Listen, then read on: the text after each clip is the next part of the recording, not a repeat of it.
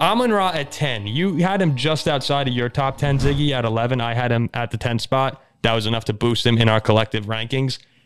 I did not see, and you mentioned this before we started, I didn't see the breakout coming to this degree that we saw from Amon-Ra. But with Jared Goff having a little bit of a resurgence in Detroit, I can't help but put him at number 10 on this list.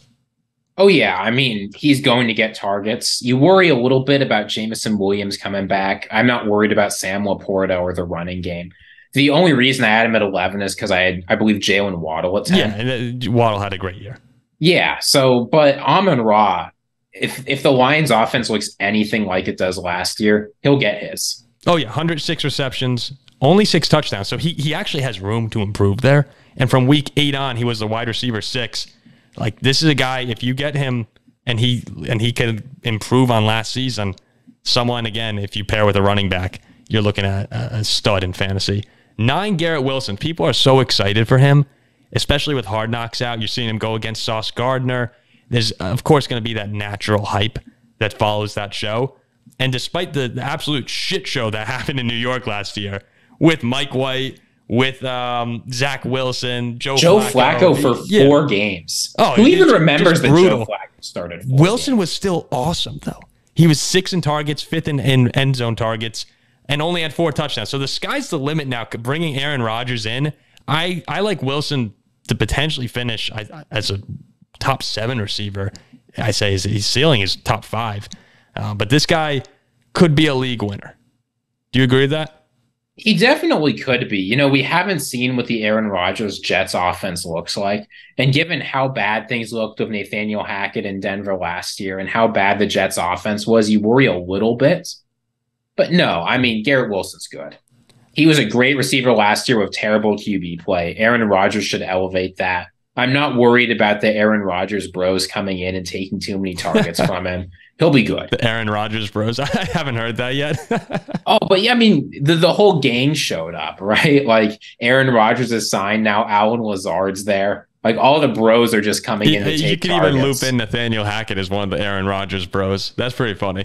Yeah, I see Amon-Ra and Garrett Wilson a little similarly. You probably could get them around the same time, and both of them have sky-high potential. 8, Devontae Adams. So this was one, I originally had him at 6, ahead of both CeeDee Lamb and A.J. Brown. I'm just a little nervous. If you asked me going into my drafts, who are you more confident in to have a good season? I would say CeeDee and A.J. over Devontae, despite Devontae having a great year last year, 1,516 yards, 14 touchdowns. It's just there were a couple weeks, despite being the wide receiver 3 overall, there were a few weeks where he just disappeared, particularly down the stretch in the playoffs, week 14 through 16, 8.6, 4.8, 2.5. And even though he delivered in the championship game with a 30-point performance, for me, it was too late at that time. So I like Devontae a lot. Think it's still top. Think it's still there, even though he's 30 years old. I just am a little more reserved on him than I was a season ago. Devontae Adams has the worst quarterback situation of anyone in the top 10. And that's the other thing that is very important to mention. Derek Carr to Jimmy Garoppolo. How much does that change things? Yeah, I mean, I don't actually think it changes things a lot, but Derek Carr would also be the worst quarterback of anyone in the top 10, assuming Stafford's healthy. You know, the concern isn't Jacoby Myers being signed as the wide receiver too. The concern isn't Devontae Adams getting old. The concern certainly isn't his talent, right? Dude's going to the Hall of Fame, probably first ballot. The concern is Jimmy Garoppolo. I think he'll produce, but you have to factor in the worries about how the offense is going to look, right? It's not like the McDaniels offense lit the league on fire last year either.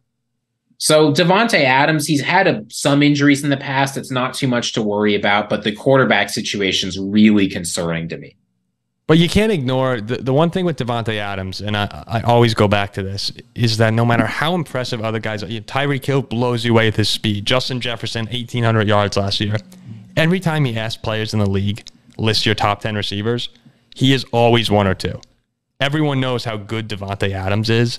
He's going to basically command the ball no matter what because he's open. He's one of the best route runners, probably the best route runner in the NFL still, or his releases. And he gets touchdowns, 10-plus touchdowns in 6 of the past 7 years. So for fantasy, that translates quite nicely. He'll win you a few games. Yeah, there will probably be some duds in there just because of the Raiders. but he's still definitely got it. I'm not banking on too much regression in his age 30 season. 7-6, we have CeeDee Lamb and A.J. Brown. I think you could flip them either way, kind of like we did in our rankings. But CD, man, people have been waiting for a breakout. Last year you got it, 1,359 yards, 9 touchdowns. I think that Dallas offense is going to be even better this season, and hopefully you get a better Dak Prescott. So I like Lamb there. Why did you have him above Brown? Was there any particular reason? Or, again, we're talking nitpicky details here. Yeah, for me, it's just, even though the Cowboys added Brandon Cooks, I still think CeeDee Lamb is better comparatively Cooks compared to A.J. Brown to Devontae Smith. I think that in the McCarthy offense, you're going to get even more throwing than you did before. I think Dak's going to improve after coming off the worst season of his career. But, both of these guys are some of the best receivers in the league. They're both incredible against single coverage. CeeDee Lamb was just really, really, really good last year when the Cowboys offense was at the worst it's been in a while. Mm-hmm. I think he's going to have yet another step forward this year. Yep. Both Brown and Lamb, 28% of the target share for the Eagles and Cowboys. I like Brown a little bit more just because sometimes when I'm watching him and that Eagles offense, look, they're both great offenses. Again, these are nitpicky details, but A.J. Brown at times is just a magnet to the ball and catches everything in his sight. I'm a little more confident in him than Lamb, but again, one spot. 5, we both have Stephon Diggs.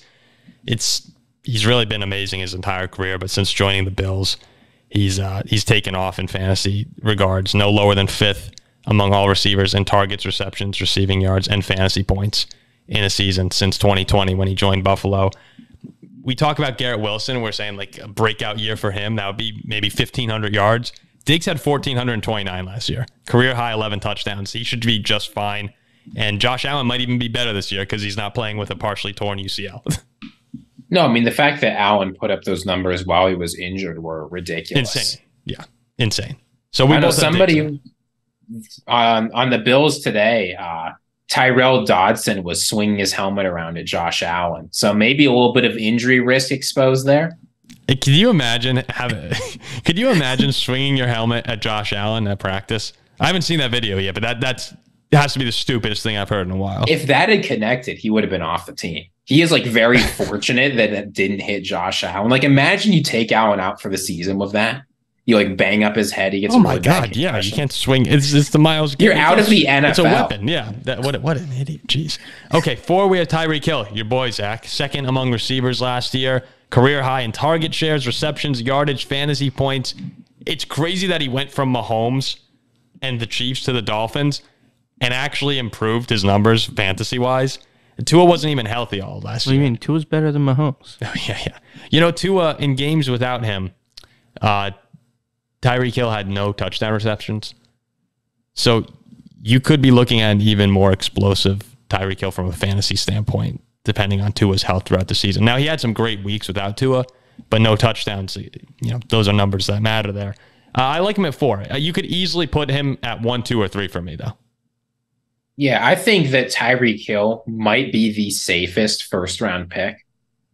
You know what you're Jefferson. Getting with him. I'm Jefferson. I feel more comfortable with. He's certainly one of them. I mean, with Tyreek Hill, whoever's at quarterback, it doesn't matter, right? We know that when Tua gets hurt, he produces. Yeah, no, he's great. He's incredibly efficient. He can take anything to the house. Fortunately, or maybe unfortunately, Teddy Bridgewater's gone. Mike White's in. But I'm not worried about that Love either. Teddy. There's a little bit more competition compared to some of these other top receivers for Tyreek Hill, but he is so good, it does not matter. Zach approves of that. Okay, we'll wrap up here. The top 3, we have in exact order: Kupp, Chase, Jefferson. I almost put Cooper Kupp at 2 on this list. I'm still concerned. And now with the hamstring injury that he's dealing with, it's just when Kupp plays. Last year, 24.7 points per game, or actually 24.7 points per game over the last 2 seasons, 25.9 2 years ago when he broke all the records, and then last year 24.8. So there wasn't much of a drop off in Cooper Kupp's play. It was just he wound up getting a high ankle sprain in week 10, and that ended his season. If he's healthy, I have no doubt in the world that Cooper Kupp could even be the 1-1 in drafts this year. He's been that good with Stafford. But again, because of the injury concerns, the concerns that are already turning into actual injuries, I'm not ready to put him above Jamar Chase or Jefferson.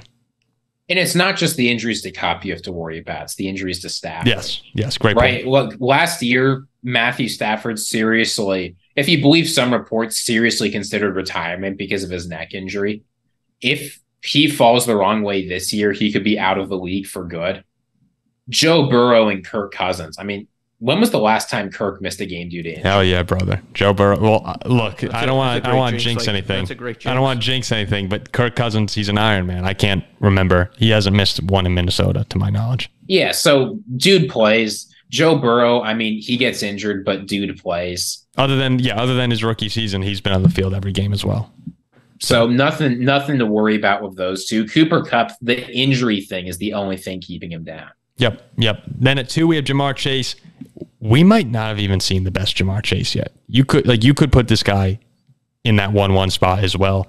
81 catches as a rookie in 17 games, and only 12 last year, 87 catches.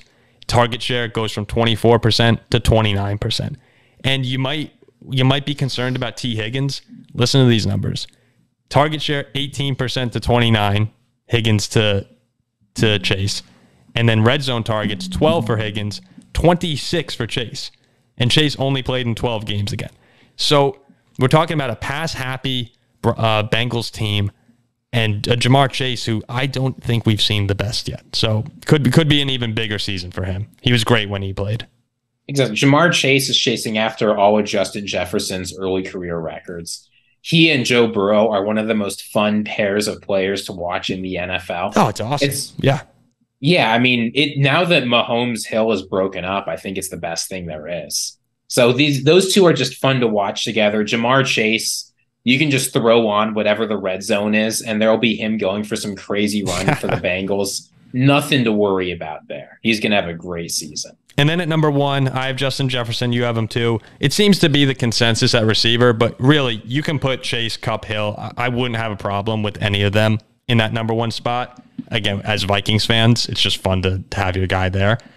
Jefferson, most fantasy points for wide receivers over the past 2 years, 1,800 yards last season. He's gone up 200 every year of his career so far, which would put him on pace for 2,000. And if he gets 2,000, I think there's some MVP whispers that could come up. No. But yeah, no, I think so. I think maybe. 28 red zone targets, 6 red zone touchdowns last year. The guy just gets the ball all the time. Kirk Cousins and him have what we said was the best connection quarterback to wide receiver in football. And people are saying he got even better. Unbelievably enough, in training camp, everyone's glowing about Justin Jefferson, saying he's added different things to his arsenal. This guy has to be the one for me. I remember in our Dynasty League a couple years back, you took Adam Thielen, Justin Jefferson, and Dalvin Cook. And you said, why am I doing this? Well, if I've got these 3 guys, I have every single person the Vikings will ever give the ball to. Well, guess what? Adam Thielen and Dalvin Cook are gone. Yeah. Justin Jefferson put up 1,800 yards with both those guys playing. And while neither of them had their most outstanding seasons, they took up a lot of volume in Minnesota last year. Yeah. Oh, yeah. Justin Jefferson is primed to explode. As we said, Kirk Cousins doesn't miss games. I looked it up. He missed 1 game in 2009 with a sprained ankle at Michigan State. Otherwise, he has not missed a game in the NFL he's or one in of the Iron Man. college. Yeah, he's an Iron Man in football right now. And as long as he's there, him and Jefferson, I remember his rookie season, Kirk had an overthrow in the back of the end zone, and Jefferson came down and said, come on, Kirk, like throw me the ball or something like that. And people were talking about how it could be conflict. Jefferson just left him out of the top 5 quarterbacks for him. These guys are money together. They're just great together. So if you draft Jefferson, Zach, I know you're sitting there with the first pick. Yeah, it's not a bad selection at all, having the best receiver in football. So that's receivers for you. A couple guys who were close. Ziggy and I both had Olave and Waddle in our top 12. I think Olave could really break out this season with Derek Carr. You could be looking at a big year from him. And then we both have T. Higgins at 13. Then I have 14, 15, Devontae Smith, DK Metcalf. You have Ridley, Deebo Samuel. Those guys are all, I lump them similarly. Yeah, the player that I'm most interested in or feel the most unsure about in like that top 15 range is Deebo Samuel. He's coming off a tough year. No question about it. He himself came out and said he played horribly. He barely put up any touchdowns. He wasn't a huge rushing threat. He wasn't a huge threat with the ball after the catch. If he returns to form and can get a bigger target share in San Francisco, you could go back to like that 2021 Debo. But there's a lot of targets to go around. I don't know what's going to happen with him, but he's a guy who I could see finishing in the top 10, or I could see finishing outside the top 30. Yeah, if you take Debo in the 4th round, you have top 10 upside with him. He's just someone that you're going to have to roll the dice on. He says he's vowed to get better this year. And if you get a top 10 Debo Samuel, yeah, and you're drafting 2 running backs early or running back 1st and 3rd round, that's a way that you can win your league. It's just, I don't know. There's a lot of mouths to feed in San Francisco too. So I like it though. I like Debo.